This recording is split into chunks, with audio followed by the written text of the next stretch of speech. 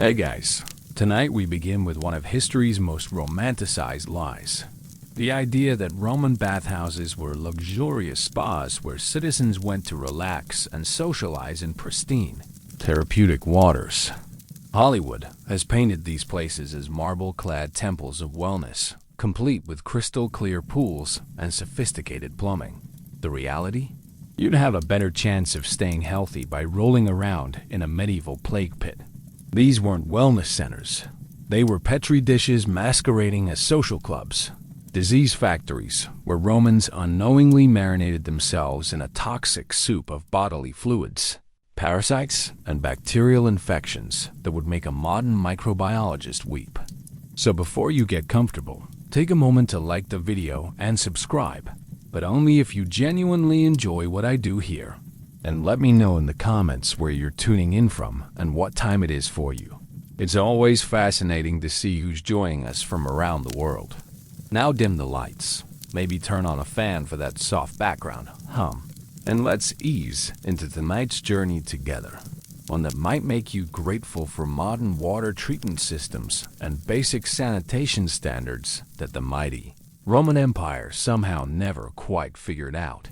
The seductive lie of Roman engineering. You walk through the marble columns of the Baths of Caracalla on a sweltering afternoon in 215 AD. And the first thing that hits you isn't the grandeur, it's the smell. That thick, humid air carries notes you can't quite place at first. Sweet incense from the nearby shops mingles with something earthier, more primal. As you get closer to the main bathing areas, the scent becomes unmistakable. Human bodies, lots of them, mixed with oils, perfumes, and something else entirely. The distinct odor of stagnant water trying desperately to mask what's really brewing beneath its surface. The Romans would have you believe their engineering was miraculous, and in some ways, it was. They built aqueducts that carried water across hundreds of miles, constructed hypocaust systems that heated floors and walls with remarkable efficiency, and designed these massive complexes that could accommodate thousands of bathers simultaneously. But here's what they didn't figure out: how to keep that water clean once it arrived at its destination. You're standing at the edge of the caldarium, the hot bath that's the centerpiece of the entire complex. The water temperature hovers around 40 degrees Celsius, hot enough to open every pore on your body, hot enough to create the perfect environment for bacterial growth, and just hot enough to make you sweat profusely before you even enter the water. The Romans saw this sweating as purification, a sign that the body was releasing toxins. Modern science would tell you that you're about to become a walking buffet for waterborne pathogens. The water itself tells a story that Roman propaganda would never admit. It's not the crystal clear pool of Hollywood imagination. There's a slight cloudiness to it, a milky quality that comes from thousands of bodies passing through daily.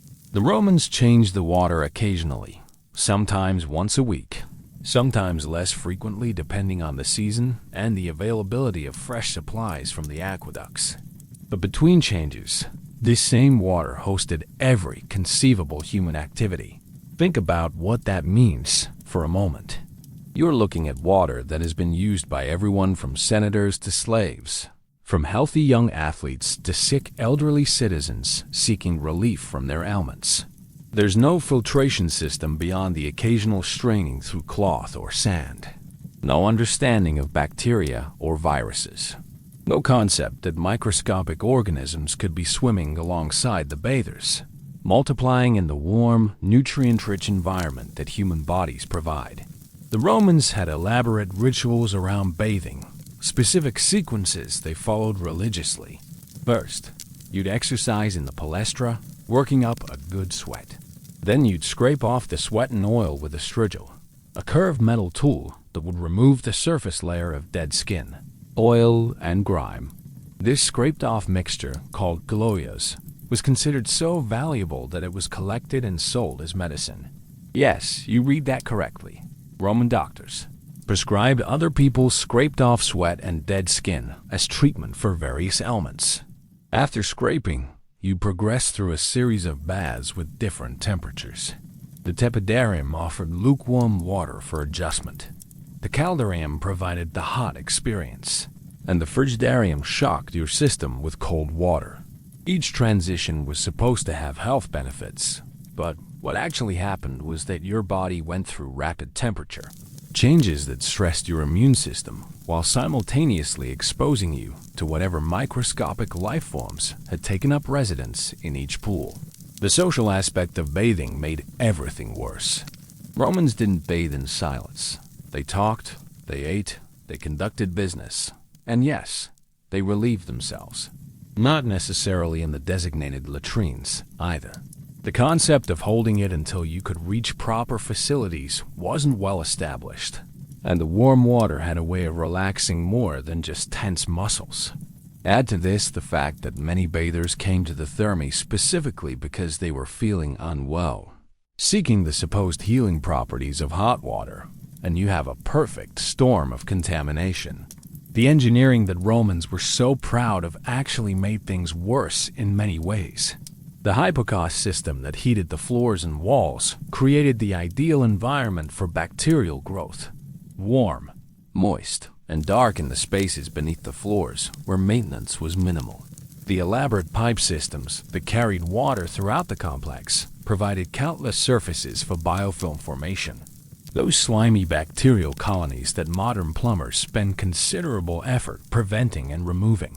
Roman physicians, for all their learning, had no understanding of contagion as we know it today. They believed in miasma theory, the idea that disease came from bad air or imbalanced humors in the body. So when people got sick after visiting the baths, which happened frequently, it was attributed to everything except the most obvious cause: the contaminated water they had been soaking in for hours at a time. The daily ritual of contamination. You arrive at the baths around the 9th hour, just as the afternoon crowd is reaching its peak. The entrance fee is modest, just a quadrans, the smallest Roman coin, making the baths accessible to nearly everyone in the city. This democratic pricing policy, which the Romans considered a mark of their civilization's advancement, actually created one of the most dangerous aspects of the bathing experience: the complete mixing of social classes and, more critically, their various diseases and parasites. The first person you encounter is Marcus, a cloth merchant who's been coming here for 30 years. He's got a persistent cough that he's had for months, which he's convinced the hot waters will cure. What Marcus doesn't know, and what no Roman could know, is that his cough is tuberculosis.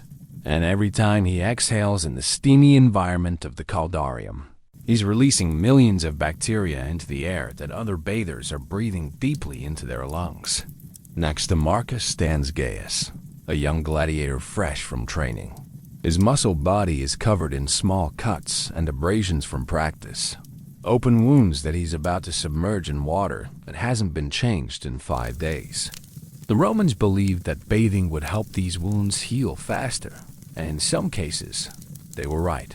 But they had no way of knowing that for every wound that healed cleanly, 2 others would become infected with bacteria that thrived in the warm, organic-rich environment of the communal pools.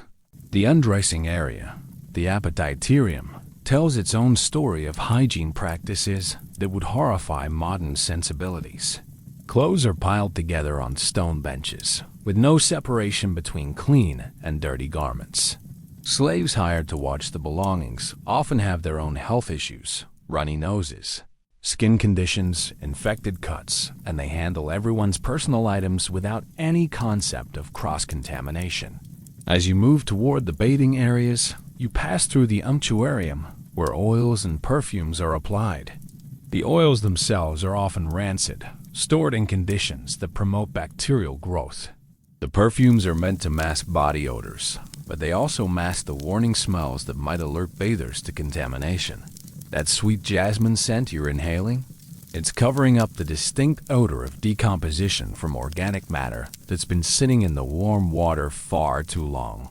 The massage tables present their own horrors. The same olive oil is used on client after client, picking up skin cells, bodily fluids, and whatever microscopic passengers each person carries. The masseurs, usually slaves or freedmen, rarely wash their hands between clients. They work with oil-slicked fingers that have touched dozens of bodies, transferring whatever they've collected from one person directly to the next. In the exercise areas, the palestra, you watch as citizens engage in various physical activities designed to work up a good sweat before bathing. Wrestling is particularly popular, and as bodies grapple and strain against each other, they exchange more than just competitive energy.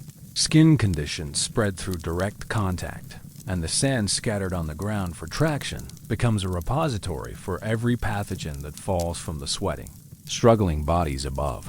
The strigils used to scrape away sweat and oil are shared communal tools. The wealthy might bring their own, but most bathers use the strigils provided by the bathhouse.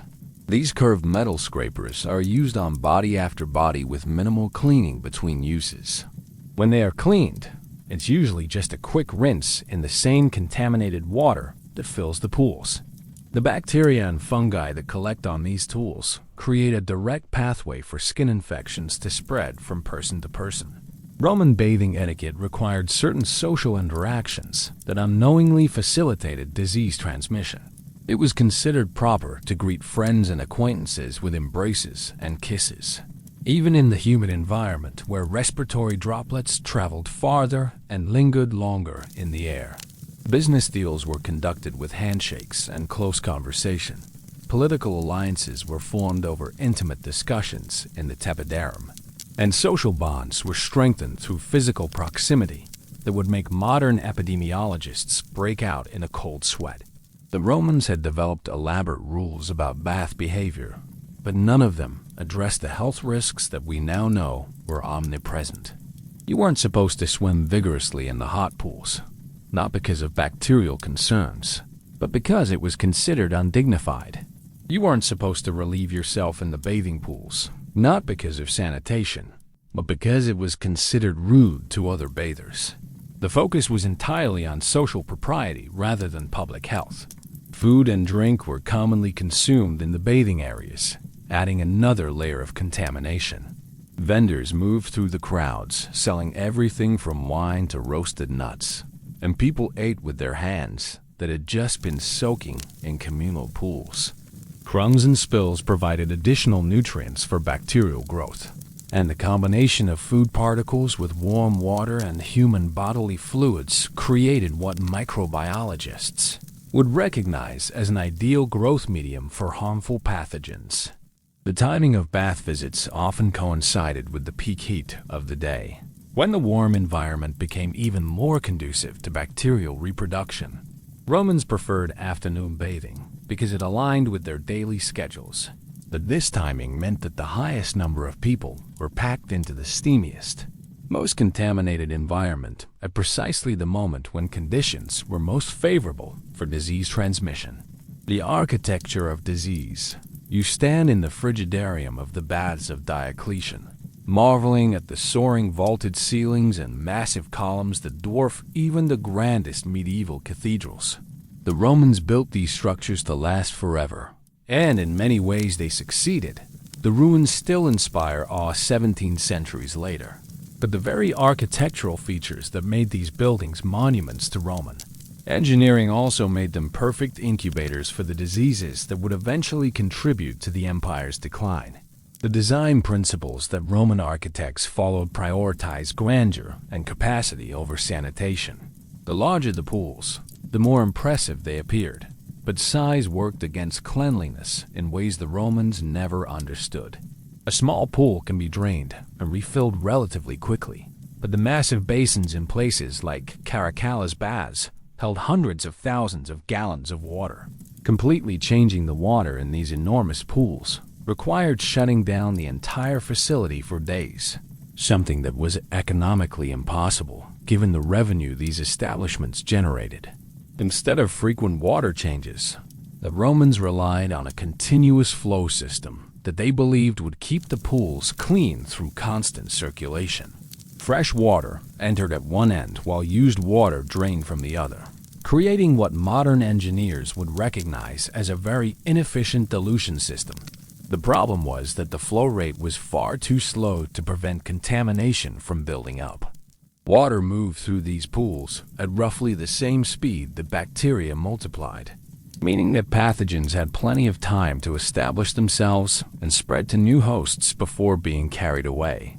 The hypocaust heating system, which Romans considered one of their greatest innovations, created perfect conditions for bacterial growth in areas that were impossible to clean or inspect.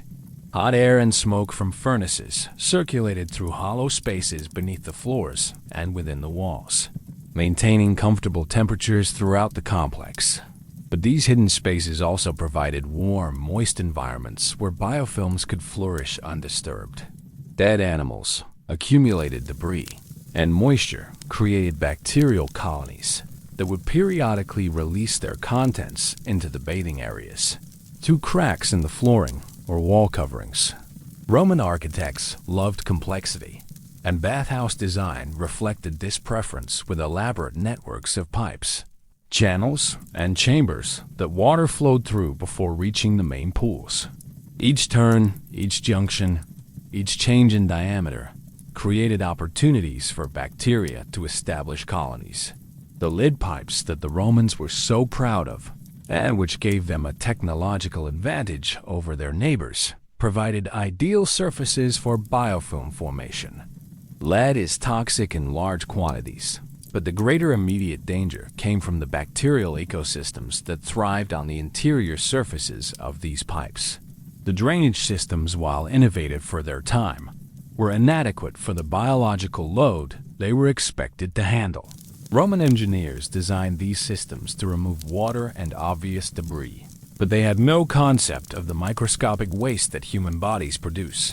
Dead skin cells, hair, oils, and bodily fluids accumulated in drainage channels and settling pools, creating what modern sanitation engineers would recognize as septic conditions.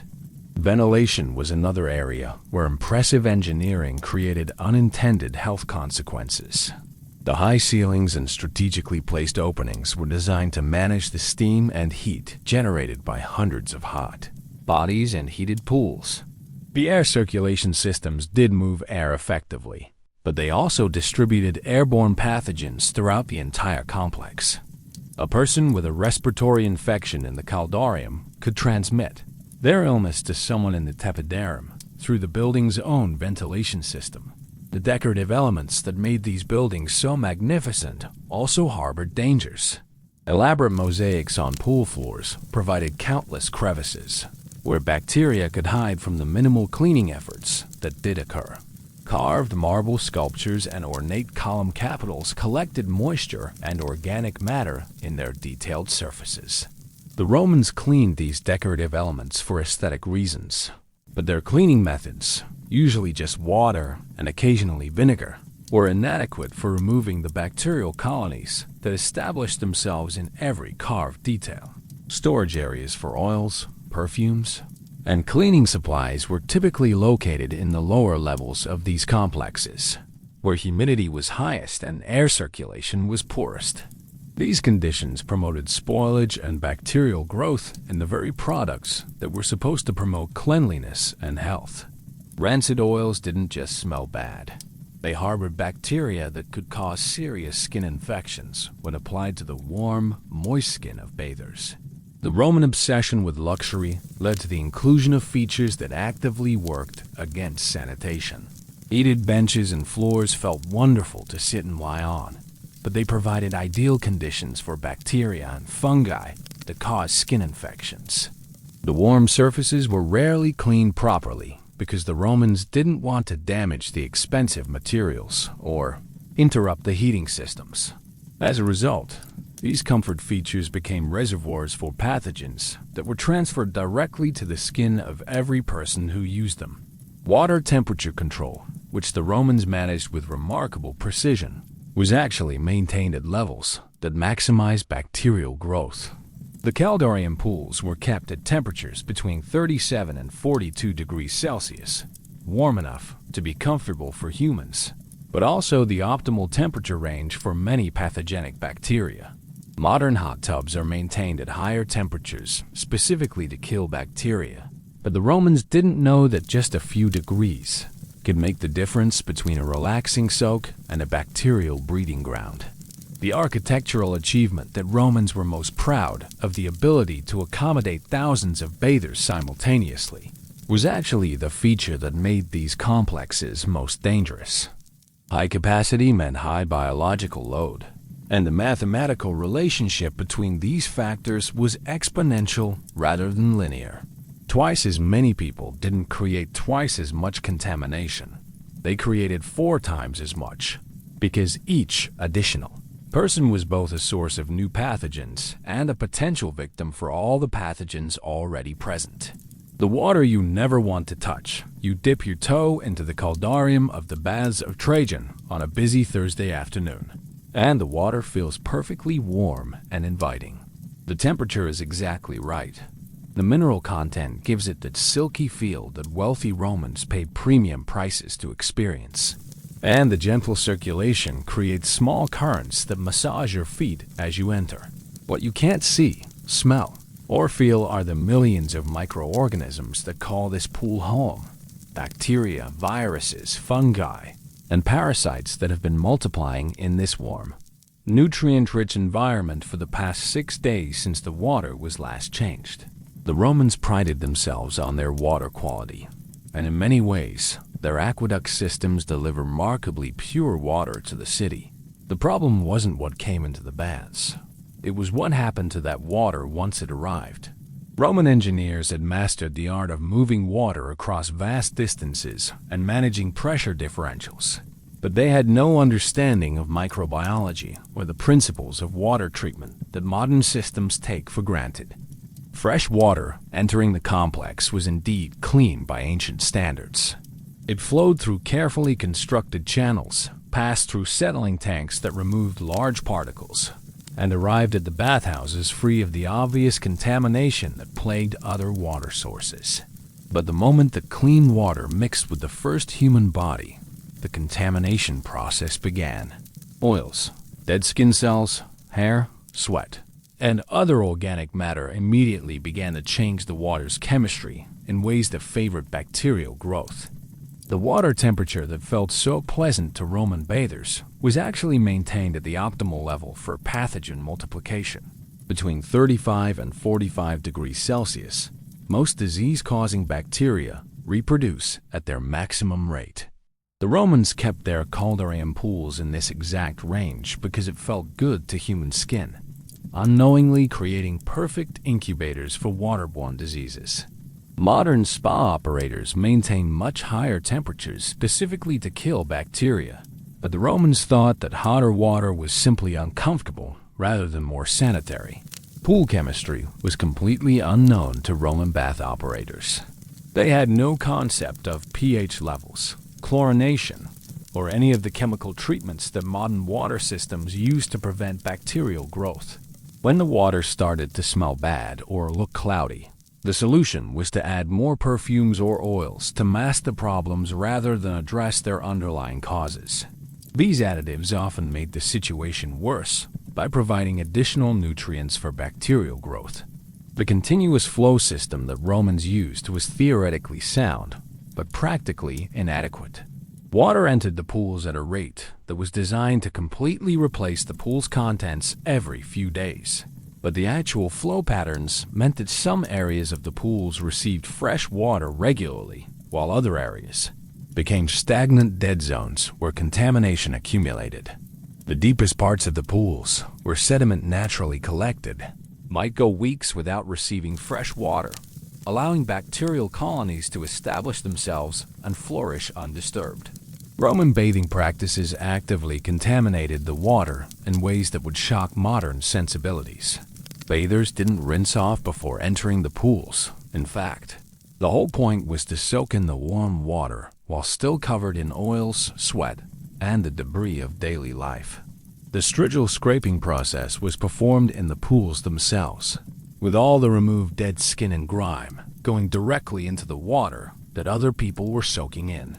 What the Romans saw as efficient cleaning was actually a methodical process of turning clean water into biological soup. The sharing of bathing spaces between healthy and sick people was not. just accepted but encouraged as a sign of Roman egalitarianism. People came to the baths specifically when they were feeling unwell, believing that the warm water and social environment would help them recover. This meant that the pools regularly hosted people with active infections, open wounds, skin diseases, and respiratory illnesses, all of whom contributed their pathogens to the communal water supply. Drainage and water circulation systems, while impressive for their time, created additional opportunities for contamination. Water that had been used in the pools was often recirculated through other parts of the complex before being discharged. This meant that water contaminated in the caldarium might later appear in the tepidarium or frigidarium, spreading whatever pathogens it had collected throughout the entire facility. The Romans saw this as efficient resource management, but it was actually an effective method for ensuring the contamination reached every corner of the complex. The Romans did attempt some water treatment, but their methods were ineffective against microscopic contamination. They would strain water through cloth or sand to remove visible particles, and they occasionally added wine or vinegar in the belief that these would purify the water. While wine and vinegar do have some antimicrobial properties, the concentrations used were far too low to have any meaningful effect against the bacterial loads present in heavily used pools.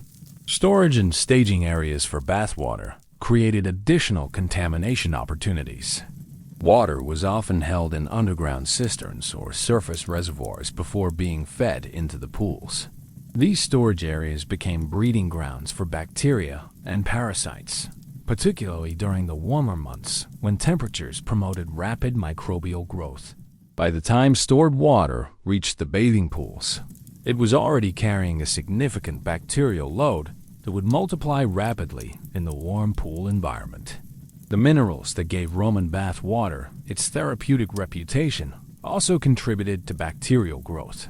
High levels of organic compounds, dissolved minerals, and trace elements created an environment rich in the nutrients that bacteria need to survive and multiply. Modern water treatment specifically removes these nutrients to prevent bacterial growth, but the Romans valued them as signs of water quality and therapeutic effectiveness. The time factor was perhaps the most critical element that Romans failed to understand. Bacterial populations don't grow linearly. They multiply exponentially under favorable conditions. This means that water that might be relatively safe on Monday could become dangerously contaminated by Friday, and the Romans regularly operated their baths on weekly or even longer cycles between complete water changes. The bacterial load on the last day before a water change could be thousands of times higher than on the first day. But Roman bathers had no way of knowing which day they were visiting. The invisible armies of ancient Rome. You settle into the warm waters of the caldarium, feeling the heat penetrate your muscles as steam rises around you in the dim afternoon light. The water feels soothing against your skin, and you can't help but notice how the warmth seems to draw out the tension from a long day of work in the Roman sun. What you're experiencing as relaxation, however, is actually your body's response to being invaded by microscopic armies that have been waiting in this water for days, gathering strength and numbers for exactly this moment when a new host presents itself.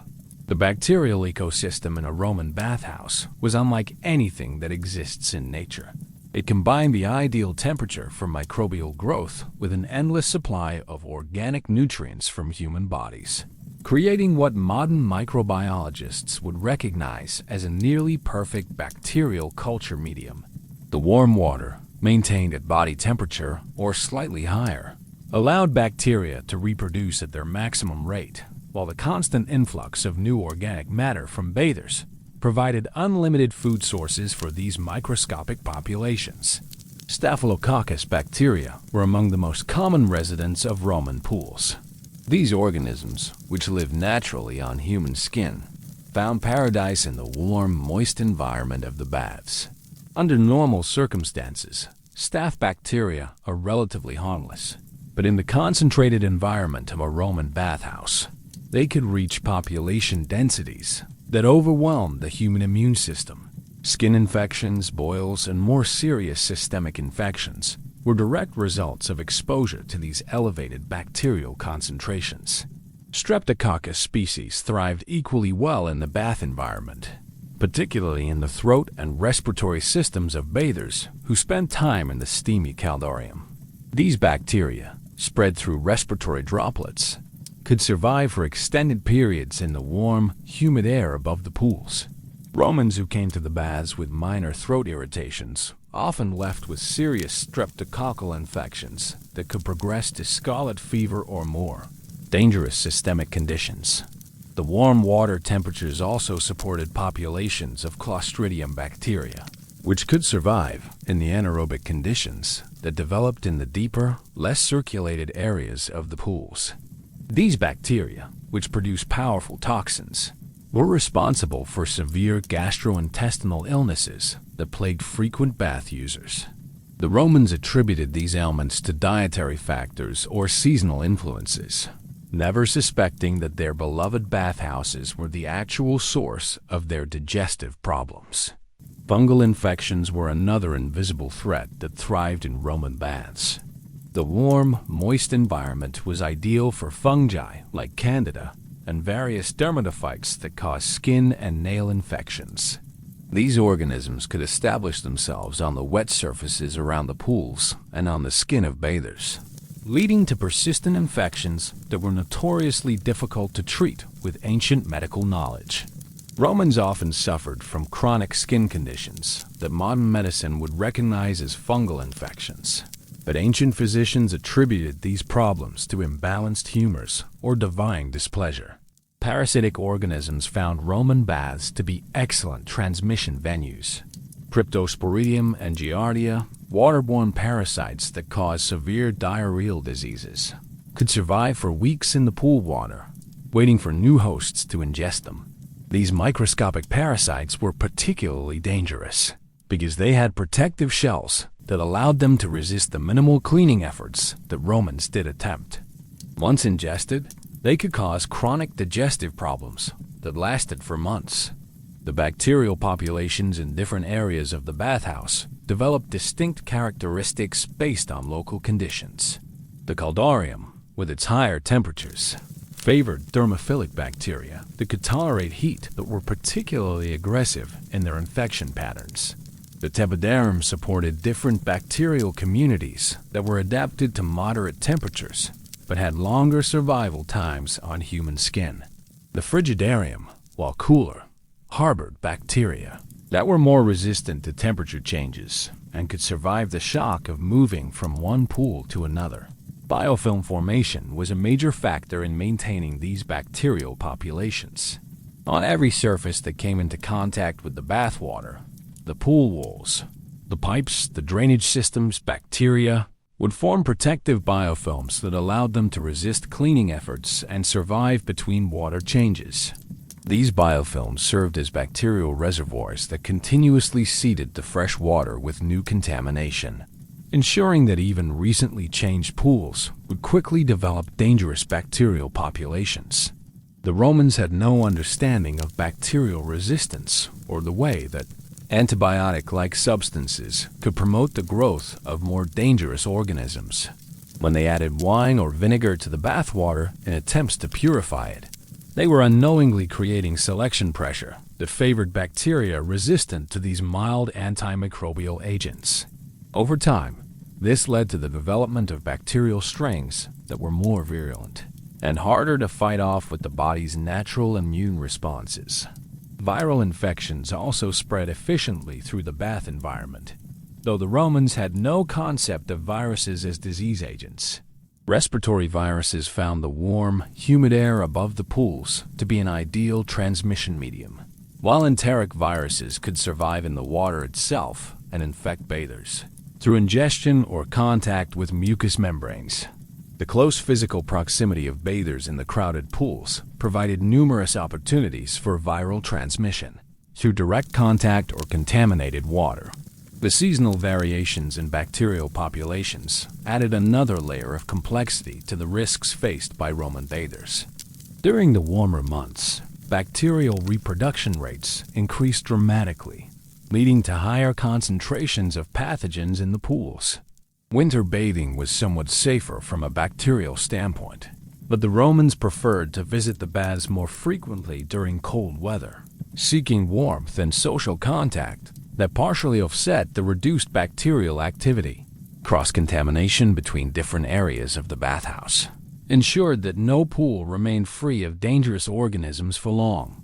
Bathers who moved from one pool to another carried bacteria on their skin and in their hair, effectively inoculating each new environment with whatever pathogens they had picked up in previous pools. The Roman bathing ritual, which involved systematic progression through pools of different temperatures, was designed to maximize the health benefits of the experience, but actually ensured maximum exposure to the full range of waterborne pathogens present in the facility. When medicine made everything worse, you're lying on a marble slab in the medical area of the Baths of Agrippa, trusting your health to Gaius Cornelius, a physician who learned his trade from his father and grandfather before him. He's examining the festering wound on your leg that you got 3 weeks ago at these very same baths. And his confident demeanor reassures you that Roman medical knowledge will soon have you feeling better. What you don't know is that every treatment he's about to perform will make your condition significantly worse, and that the medical practices considered cutting edge in ancient Rome were actually perfect methods for spreading disease and ensuring that minor injuries became life-threatening infections. Roman medicine was a fascinating combination of genuine observation, logical reasoning, and complete ignorance about the actual causes of disease. Physicians had developed sophisticated theories about how the body worked, elaborate classifications of different ailments, and impressive surgical techniques that wouldn't be matched again for over 1,000 years.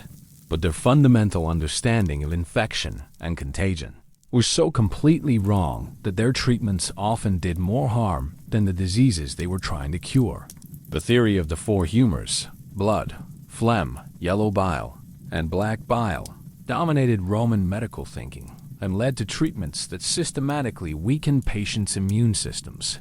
Physicians believed that illness resulted from imbalances between these humors, and their primary treatment strategy involved removing excess humors through bloodletting, purging, vomiting, and sweating. These treatments left patients dehydrated, malnourished, and immunocompromised, making them more susceptible to the very infections they had contracted at the baths. Bloodletting was considered the most important medical intervention available to Roman physicians, and it was performed with instruments that were rarely cleaned between patients. The same bronze or iron lancets that had just been used to drain blood from a patient with sepsis would be used on the next patient with only a cursory wipe with a cloth. Bloodborne pathogens spread efficiently through these practices, turning minor infections into systemic diseases that could kill otherwise healthy people.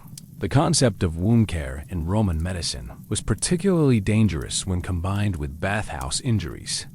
Physicians believed that wounds needed to drain freely to release corrupt humors, so they would deliberately keep wounds open and draining for extended periods. They would pack wounds with materials like wool, linen, or even animal dung, believing that these substances would draw out the bad humors.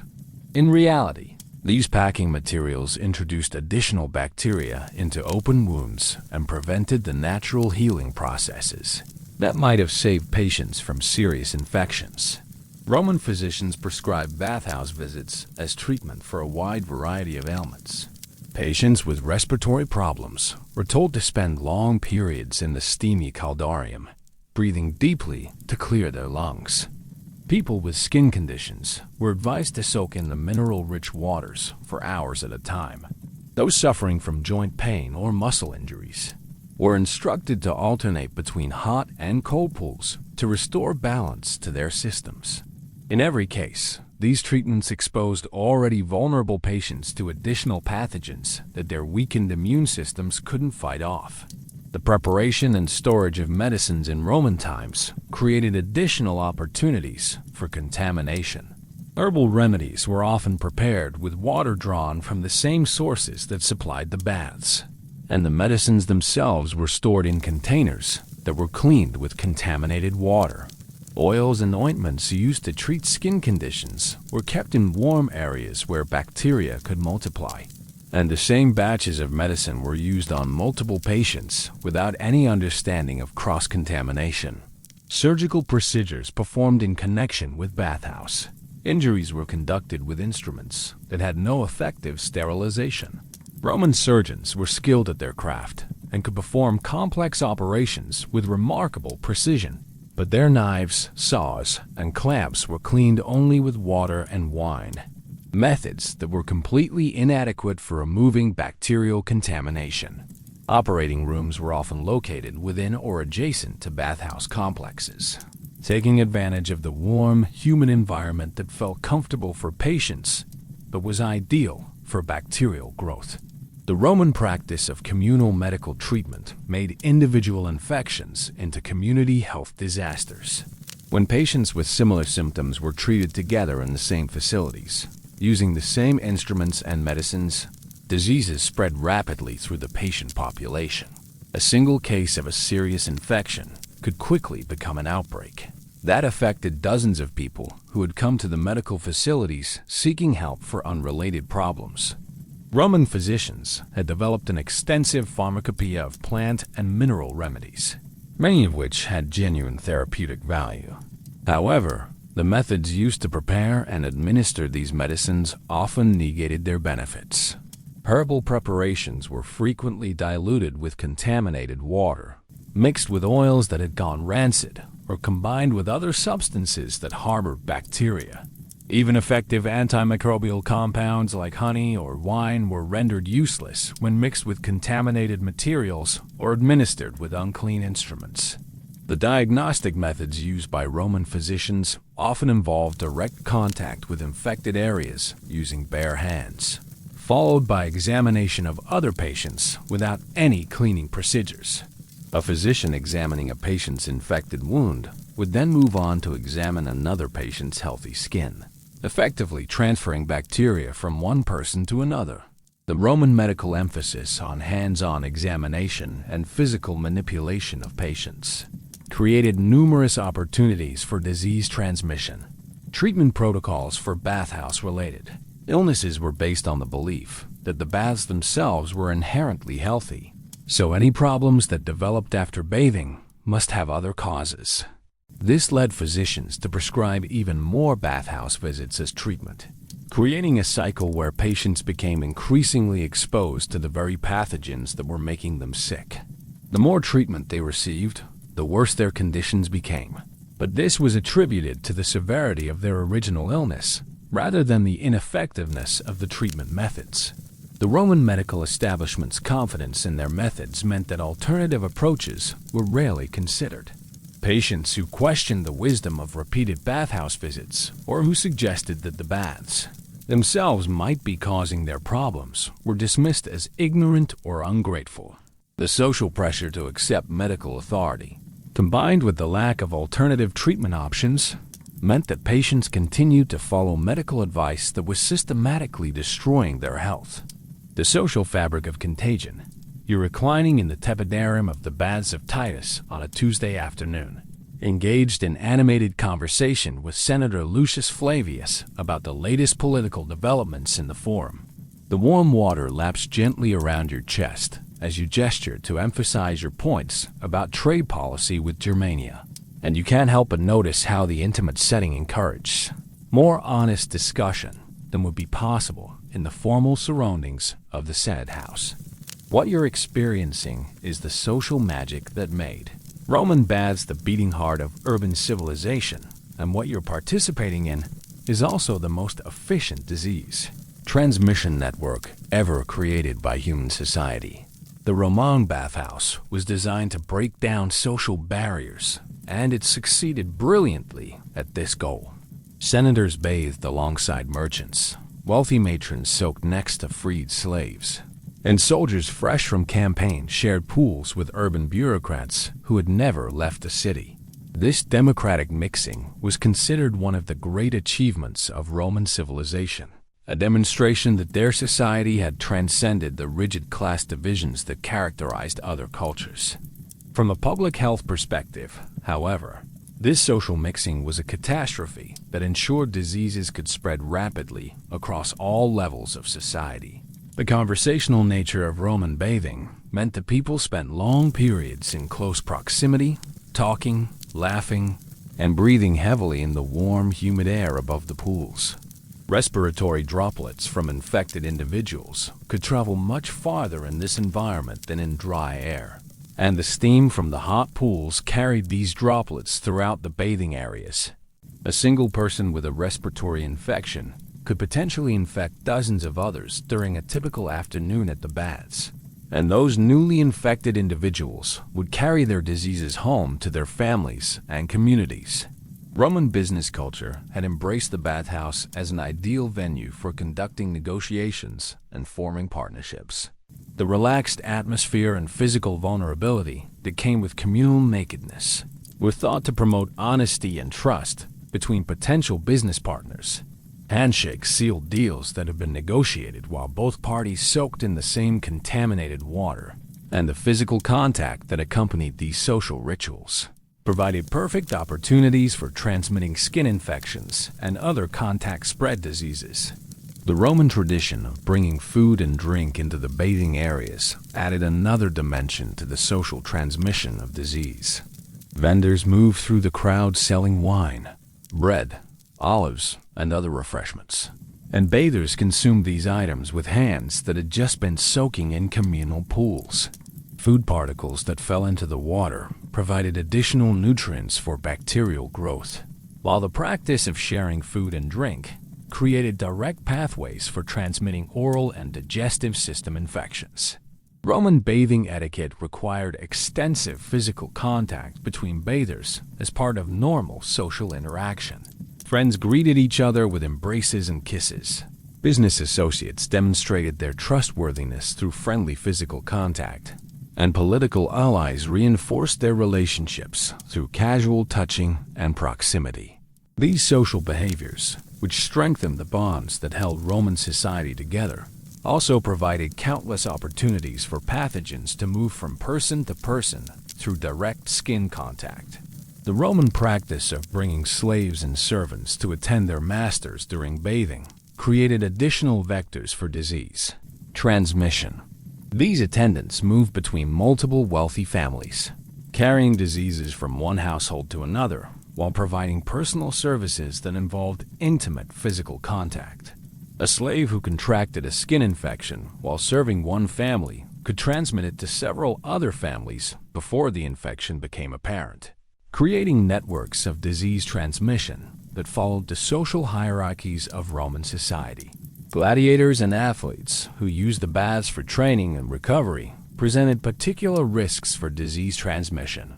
These individuals had numerous cuts, abrasions, and minor injuries from their activities, and they regularly soaked these open wounds in the communal pools.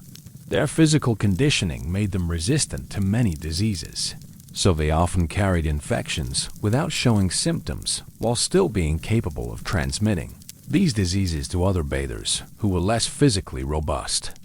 The Roman custom of arranged marriages and social matchmaking often involved potential partners meeting at the baths, where the relaxed social atmosphere allowed for more natural interaction than was possible in formal settings.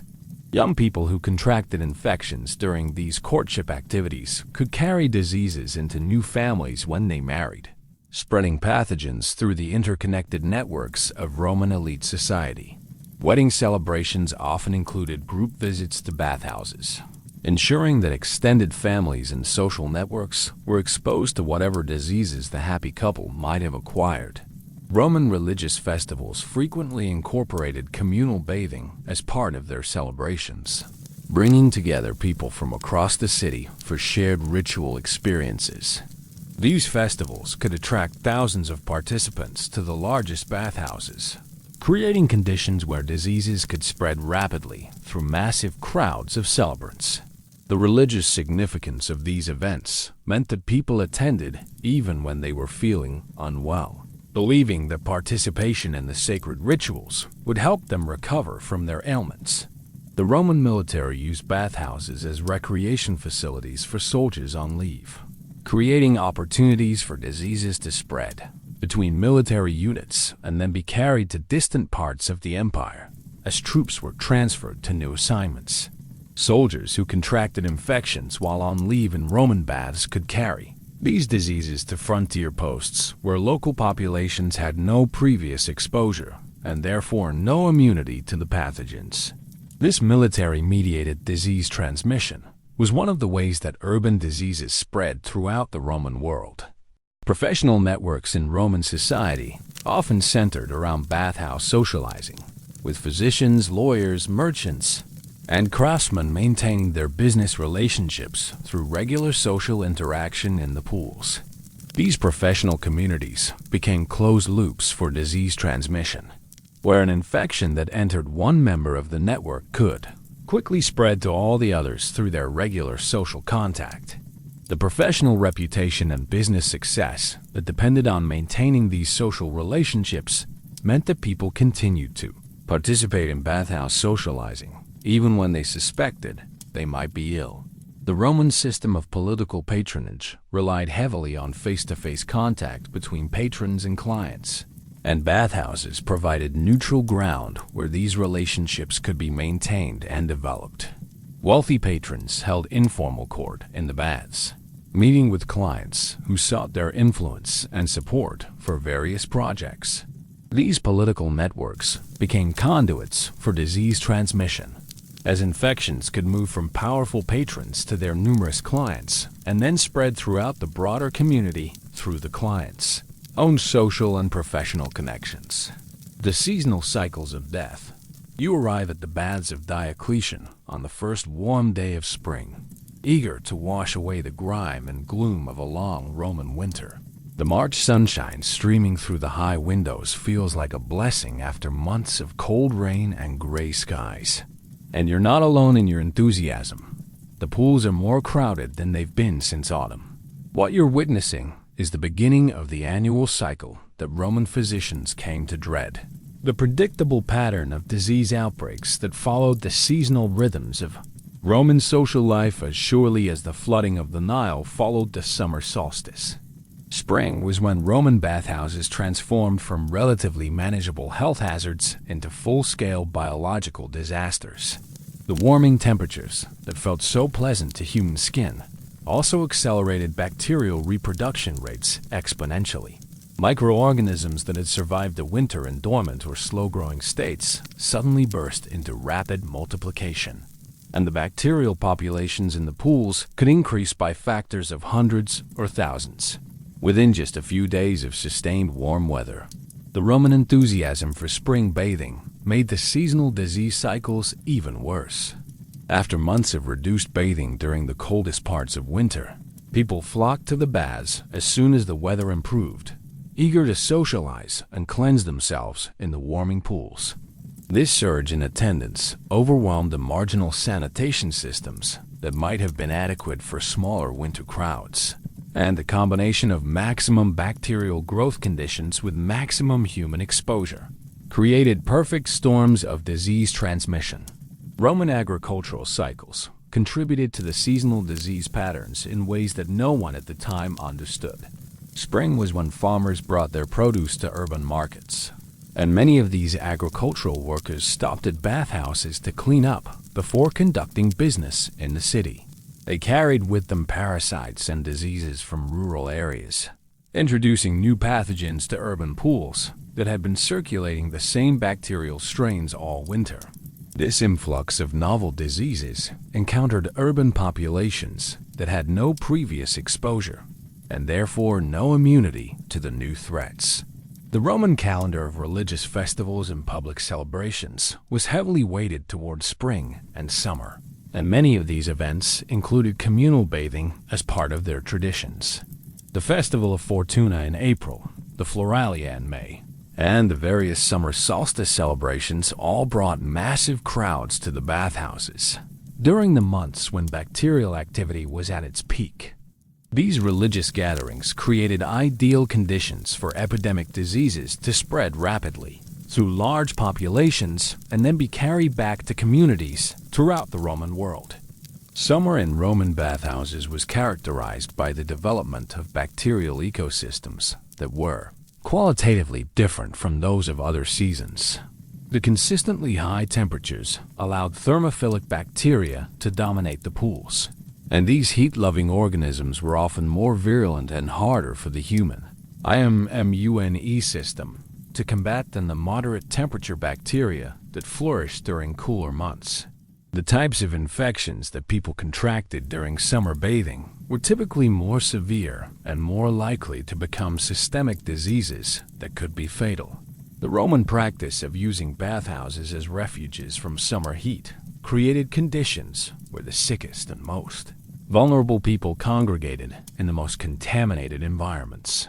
Elderly Romans, pregnant women, and people already suffering from heat-related illnesses sought relief in the cool waters of the frigidarium. But these pools had been contaminated by the runoff from the bacterial breeding grounds of the caldarium. The people who most needed clean, safe environments for recovery were systematically exposed to the highest concentrations of dangerous pathogens. Autumn brought different but equally serious health risks to Roman bathhouses. The cooling temperatures slowed bacterial reproduction, but didn't eliminate the existing bacterial populations. And the organisms that survived the transition to cooler weather were often those that were most resistant to environmental stresses and most capable of causing persistent infections. People who contracted diseases during autumn bathing often experienced chronic conditions that lasted throughout the winter months, weakening their immune systems and making them more susceptible to other diseases. The Roman military campaign season, which traditionally ran from spring through autumn, created additional seasonal patterns of disease transmission. Soldiers returning from campaigns brought new diseases back to Roman bathhouses, while troops departing for new assignments carried urban diseases to frontier regions. The concentration of military activity during the warmer months meant that these disease exchange processes were most active, precisely when bathhouse conditions were most favorable for pathogen transmission. Winter was the only season when Roman bathhouses approached anything resembling safety from a disease transmission standpoint. But even then, the risks remained substantial. The reduced bacterial activity was offset by increased crowding, as Romans sought warmth and social contact during the cold months. The pools were heated to higher temperatures during winter, and while this may have reduced some types of bacterial contamination, it also created ideal conditions for other pathogens that thrived in very warm environments. Roman physicians gradually recognized the seasonal patterns of bathhouse-related diseases, but they attributed these patterns to astronomical influences, changes in the balance of natural humors, or the effects of seasonal foods on the body's constitution. The concept that the baths themselves might be more dangerous during certain seasons never occurred to Roman medical thinkers, who continued to prescribe bathhouse visits as treatments for seasonal ailments, without understanding that they were sending patients into environments where their conditions were likely to become worse. The economic cycles of Roman urban life also influenced seasonal disease patterns in the bathhouses. Summer was the peak season for trade and commerce, bringing merchants and travelers from throughout the Mediterranean world to Roman cities. These visitors carried diseases from their home regions and were exposed to Roman urban diseases that they then carried back to their own communities. The bathhouses served as mixing chambers where diseases from across the known world could encounter new populations and evolve into more virulent forms through natural selection processes. Roman record-keeping, while extensive for its time, was not sophisticated enough to track the statistical relationships between seasonal patterns and disease outbreaks. Individual physicians might notice that certain types of illnesses were more common during particular months, but there was no systematic collection of data that could have revealed the true scope of bathhouse-related seasonal disease cycles. The Romans had the observational skills to recognize these patterns, but they lacked the conceptual framework to understand their significance or take effective action to prevent them. The empire's invisible collapse. You're standing in the crumbling ruins of what was once the magnificent baths of Antoninus Pius, trying to imagine how this place looked during its glory days 3 centuries ago. The marble has been stripped away by generations of scavengers. Weeds grow through cracks in the concrete foundations, and the pools that once hosted thousands of bathers are now filled with stagnant rainwater and debris. What you're looking at isn't just the physical decay of Roman architecture. You're witnessing the end result of a public health catastrophe that contributed as much to the fall of the Western Roman Empire as barbarian invasions or economic collapse. The cumulative health effects of centuries of bathhouse transmitted diseases had created a Roman population that was fundamentally weakened and vulnerable to the crises that began to overwhelm the empire in the 3rd and 4th centuries. Generations of Romans had been exposed to repeated infections throughout their lives, starting from childhood visits to the baths and continuing through their adult years as regular bathing became an integral part of Roman social and economic life. This constant exposure to waterborne pathogens had created a population with compromised immune systems and reduced life expectancy that made the empire increasingly unable to respond effectively to external threats. Roman military effectiveness, which had been the foundation of imperial expansion and control, declined dramatically during the later imperial period, and bathhouse-transmitted diseases played a significant role in this decline. Soldiers who had grown up with repeated exposures to bathhouse pathogens were more susceptible to camp diseases, took longer to recover from battlefield injuries, and had higher rates of chronic illnesses that reduced their combat effectiveness. The Roman military's reliance on farm recruits during the later imperial period was partly a response to the declining health and military capability of the native Roman population.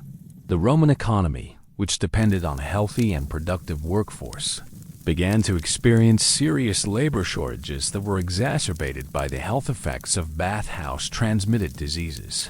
Craftsmen, farmers, merchants, and other workers who suffered from chronic infections were less productive and more likely to die at relatively young ages, creating skill shortages and economic inefficiencies that undermined the empire's ability to generate the wealth needed to maintain its military and administrative apparatus.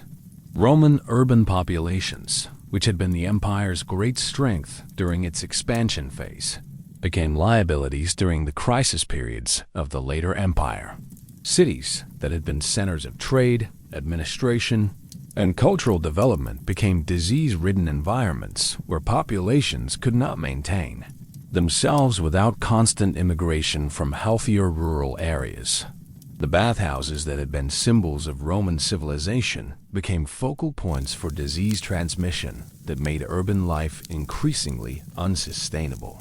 The Roman administrative system, which had successfully governed the Mediterranean world for centuries, began to break down as the officials who ran the empire suffered from the same health problems that affected the general population. Bureaucrats who spent their careers moving between different cities and their bathhouses were exposed to diseases from across the empire, and the administrative class became increasingly unable to maintain the complex systems of governance that had held the empire together. Roman trade networks, which had created the wealth that funded imperial expansion, became conduits for disease transmission that ultimately undermined the economic foundations of the empire. Merchants who traveled between different cities carried diseases from one bathhouse system to another, creating empire-wide epidemics that disrupted commerce and reduced the population's ability to produce and consume the goods that the Roman economy depended on. The Roman practice of using bathhouses as centers for social and political organization became counterproductive as these facilities became increasingly dangerous to public health. Political meetings, business negotiations, and social gatherings that took place in bathhouse settings often resulted in the transmission of diseases among the empire's leadership class, reducing their effectiveness and creating instability in governance and administration. Roman religious and cultural traditions that centered around communal bathing became obstacles to public health rather than expressions of civilized values. Religious festivals that required large gatherings at bathhouses created epidemic disease conditions, while cultural practices that emphasize regular bathing exposed the population to repeated health risks that outweighed any hygienic benefits the practices might have provided. The Roman military's use of bathhouses as recreation facilities for troops became a significant factor in the spread of diseases throughout the empire. Soldiers who contracted infections while on leave in urban bathhouses carried these diseases to frontier regions, while troops from different provinces who bathed together in military facilities exchanged pathogens that created new disease strains with increased virulence and resistance to natural immunity. Roman medical knowledge, which had been sophisticated for its time, became increasingly inadequate to deal with the complex disease problems created by centuries of bathhouse-transmitted infections. Physicians who had been trained to treat individual patients with acute illnesses were overwhelmed by populations suffering from chronic, recurring infections that were constantly being reintroduced through continued bathhouse exposure. The Roman engineering expertise that had created the magnificent bathhouse complexes became a liability as these systems became too expensive to maintain properly, while simultaneously becoming increasingly dangerous to public health. The sophisticated water supply and heating systems that had been sources of Roman pride required constant maintenance and periodic replacement that the declining empire could no longer afford, while the continued operation of poorly maintained facilities increased rather than decreased the public health risks. Roman social structures that had been built around bathhouse culture began to collapse as the health risks of communal bathing became too obvious to ignore. The democratic mixing of social classes that had been one of the great achievements of Roman civilization became impossible to maintain when it was clearly leading to disease transmission that threatened the survival of entire communities. The barbarian groups that eventually overran much of the Western Roman Empire were not just militarily superior to the Romans they conquered, they were also healthier populations that had not been subjected to centuries of bathhouse-transmitted diseases. The demographic advantage that these populations enjoyed over the disease-weakened Romans was as important as their military tactics in determining the outcome of the conflicts that ended Roman rule in much of Western Europe. Lessons from the marble tombs. You're walking through the ruins of Pompeii on a quiet morning, examining the remains of the Stabian baths that were buried by Vesuvius in 79 AD. The volcanic ash that preserved these ruins for nearly 2,000 years has given us a perfect snapshot of Roman bathing culture at its peak, and what you're seeing is both magnificent and terrifying. The elaborate decoration, sophisticated engineering, and clear evidence of heavy use all testify to the central role that bathhouses played in Roman daily life. But the same archaeological evidence also reveals the biological reality behind the marble facades, a reality that Roman propaganda never acknowledged and that modern visitors rarely understand. The preserved bodies found in Pompeii's bathhouses tell a story that Roman historians never recorded. Many of the victims who died in the baths show evidence of chronic infections, skin diseases, and other health problems that were clearly related to repeated exposure to contaminated water. The bone analysis and tissue samples that modern forensic science can extract from these preserved remains reveal patterns of disease that are consistent with long-term exposure to the types of waterborne pathogens that would have thrived in Roman bathhouse environments. Archaeological excavations of Roman bathhouses throughout the former empire have uncovered evidence that supports the biological horror story that written sources never acknowledged. The drainage systems of these facilities contain sedimentary layers that preserve microscopic evidence of bacterial communities, parasitic organisms, and organic contamination that existed in concentrations that would be considered dangerous by any modern public health standard. The physical evidence contradicts the idealized picture of Roman bathing that has dominated popular imagination for centuries. Modern microbiological analysis of water systems in archaeological sites has revealed that the Bacterial ecosystems that developed in Roman bathhouses were unlike anything that exists in natural environments. The combination of warm temperatures, high organic nutrient concentrations, and minimal water circulation created conditions that favored the most dangerous types of waterborne pathogens while suppressing the beneficial bacteria that might have provided some natural protection against disease transmission. The engineering failures that contributed to Roman bathhouse contamination are clearly visible in archaeological remains. Even though Roman propaganda claimed that their water systems were technological marvels, the lead pipes that Romans were so proud of show clear evidence of biofilm formation and bacterial colonization, while the heating systems reveal design flaws that created perfect incubation environments for dangerous microorganisms. Modern engineers examining these systems can identify dozens of design elements that would be considered unacceptable by contemporary public health standards. Comparative analysis of Roman and modern water treatment systems reveals just how inadequate Roman sanitation methods were for managing the biological loads that their bathhouses generated. While Roman engineers could move water efficiently across long distances and maintain comfortable temperatures in large pools, they had no effective methods for treating water contamination or preventing bacterial growth. Modern water treatment facilities use chemical, biological, and physical processes that were completely unknown to Roman engineers. The demographic evidence from Roman census records and burial inscriptions suggests that populations in cities with large bathhouse complexes had shorter life expectancies and higher rates of chronic illness than populations in areas without these facilities. While the Romans attributed these health differences to climate, diet, or other environmental factors, modern epidemiological analysis suggests that bathhouse exposure was a significant factor in determining population health outcomes throughout the Roman world. The Roman medical literature, when read with modern knowledge of infectious disease, provides numerous descriptions of symptoms and disease patterns that are consistent with waterborne infections transmitted through bathhouse exposure.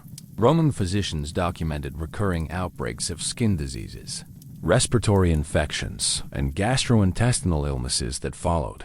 Seasonal patterns and geographic distributions that correlate closely with bathhouse usage patterns. The Romans had the observational data needed to understand the connection between bathhouses and disease transmission, but they lacked the conceptual framework to interpret their observations correctly. Modern parallel examples of waterborne disease transmission in recreational facilities provide clear models for understanding what must have happened in Roman bathhouses. Contemporary outbreaks of Legionnaire's disease in poorly maintained hot tubs, cryptosporidium infections in public swimming pools, and antibiotic-resistant bacteria in spa facilities demonstrate the same types of problems that would have occurred in Roman bathhouses, but with much higher bacterial loads and no effective treatment options for the resulting infections. The economic analysis of Roman bathhouse operations reveals that the business model was fundamentally incompatible with maintaining safe sanitation standards. The low admission fees that made baths accessible to all social classes meant that operators had minimal resources for water treatment and facility maintenance, while the high volume of users generated contamination loads that would have required expensive and frequent cleaning to manage safely. The Roman bathhouse industry was economically structured in ways that guaranteed public health problems. The social and political pressures that prevented Romans from acknowledging bathhouse health risks provide insights into how societies can systematically ignore public health problems when those problems conflict with important cultural values or economic interests. Roman bathhouses were so central to social life, political organization, and economic activity that questioning their safety would have required fundamental changes to Roman civilization that the society was not prepared to make. The parallels between Roman bathhouse culture and modern public health challenges are striking and instructive. Contemporary debates about vaccine safety, water fluoridation, And environmental contamination often followed the same patterns that prevented Romans from recognizing the health risks of their bathing practices.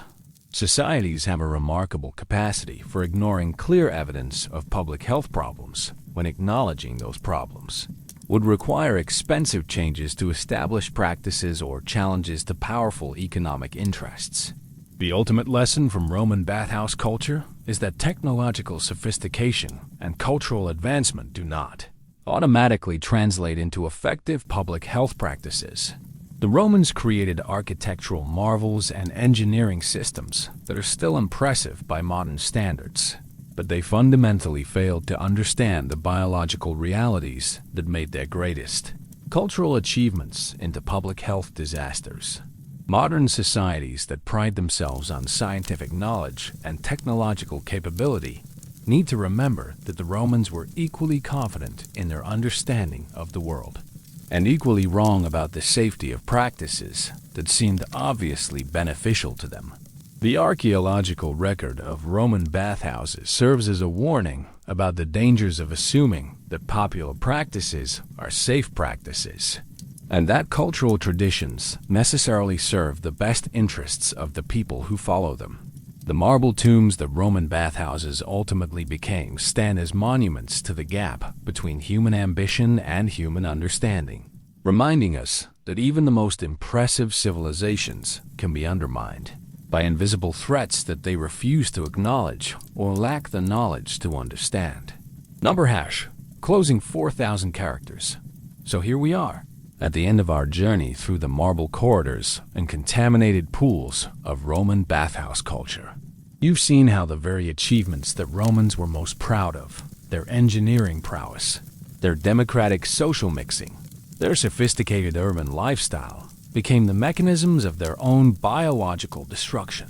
The bathhouses that symbolize Roman civilization at its peak were simultaneously the instruments of its gradual decline, spreading disease and death through populations that trusted in Roman technology and Roman medical knowledge to keep them safe. The next time you slip into a modern hot tub or swimming pool, take a moment to appreciate the invisible army of chemical treatments, filtration systems, and public health regulations that stand between you and the bacterial nightmare that Romans accepted as the price of civilized life. Those chlorine molecules that make your eyes sting are fighting battles that Roman bathers lost every single day, and the building codes that require proper drainage and ventilation are victories in a war against microscopic enemies that the Romans never knew they were fighting. The Romans believed they had conquered the world, but they were conquered by organisms too small to see. Their empire stretched from Britain to Mesopotamia. Their armies were invincible. Their engineering was magnificent, and yet they were ultimately defeated by bacteria that turned their greatest cultural achievements into biological weapons against their own people. It's a humbling reminder that human civilization, no matter how advanced it appears, is always just one misunderstood public health crisis away from catastrophic decline. Remember that as you navigate your own modern world, with its own invisible threats and its own confident assurances that technology has made us safe from the dangers that destroyed previous civilizations, the Romans were just as intelligent as we are, just as technologically sophisticated for their time, and just as certain that they understood the world well enough to control it. Their magnificent bathhouses, now crumbling ruins scattered across Europe and the Mediterranean, stand as eternal monuments to the dangers of that certainty. Sweet dreams, and remember, sometimes the most dangerous enemies are the ones you never see coming, especially when they're swimming in the water you're soaking in.